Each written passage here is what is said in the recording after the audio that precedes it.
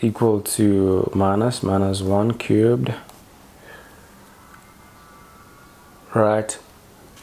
Minus 1 cubed, and then plus a minus 1 squared plus b minus 1 plus c. So let's simplify this. So 0 is equal to 1 plus a minus b, right, plus c. So now we've got a minus b plus c is equal to negative 1, right? Now this is what? Equation 2. Okay, so we now need to figure out, okay, how can you find our equation 2? Equation 2, equation 3, we're going to use the fact that y prime, the first derivative, is equal to minus 3x squared, right, plus 2ax plus b, right?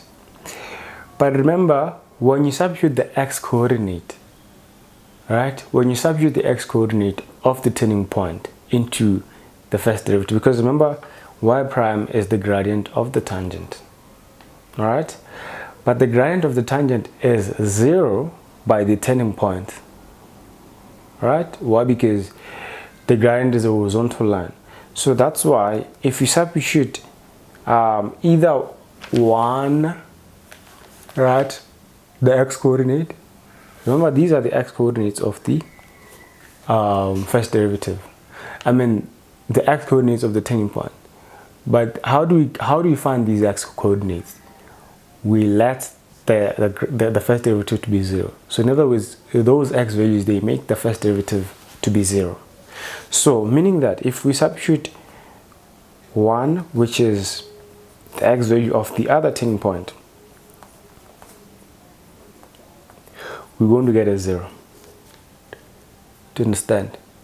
Because the x coordinates of the turning points are basically the roots of our first derivative. So now we know that 2a plus b is going to give us 3.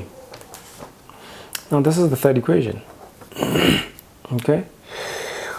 Also, we know that if you substitute the other turning point, which is negative 1, remember we've got 2 turning points. We've got 1 and minus 1. We've got 2 x coordinates of the turning point. So now let's substitute negative 1 in place of x and equate to 0. We know that the negative 1 is going to make our gradient to be 0. That's 2a negative 1 plus b is equal to 0.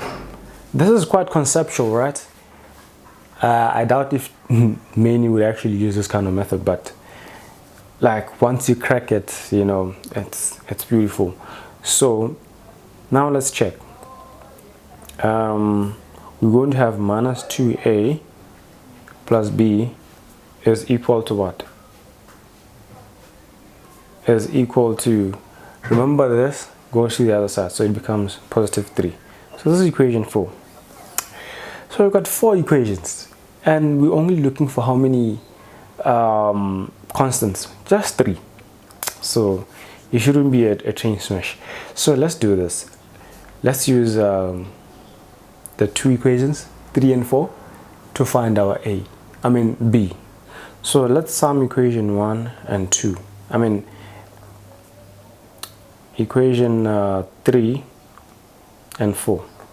The reason why I'm adding equation 3 and 4 because I can see that if I add the 2, the a's are going to cancel out. 2a and minus 2a, they cancel out, so we're just going to be left with the b, which is going to be, it's going to make it easier for us to find the b. So let's add 2a plus 2a, that's 0. b plus b, 2b, which is equal to 6. So b is what? B is equals to 3. Alright, b is equals to 3. Yes.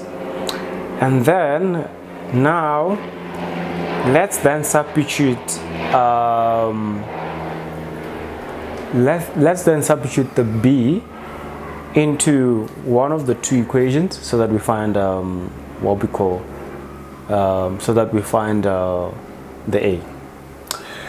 So 2A plus B is equal to 3 from one of the equations, right? But we know that B is 3, so 2A plus 3 is equal to 3. So now 2A is equal to 0. So A is what? A is 0. Okay, so now let's find the C. Okay, we know for sure, like from one of our equations, that A plus B plus C is equal to 5. So we're just gonna rewrite that. A plus B plus C is equal to what? 5. But we already have what?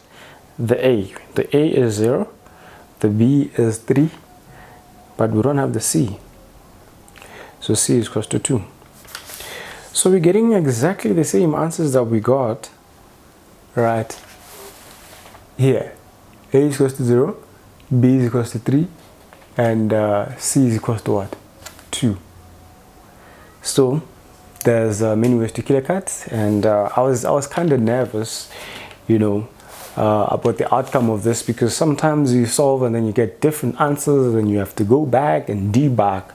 But fortunately, this was, you know, such a great turnout, because we're getting exactly the same answers, although we're using different methods. So I mean, the length is pretty much, you know, the same. What I'd say is that this is actually the smarter method, you know, when you're given the turning points and stuff. It's a smarter method and requires a lot of conceptual understanding. But this one, well, I would say it involves a lot of algebra. Okay, so yeah. But anyway, don't forget to like, subscribe, and share with friends and family. Otherwise, I'm out of here. Shout out.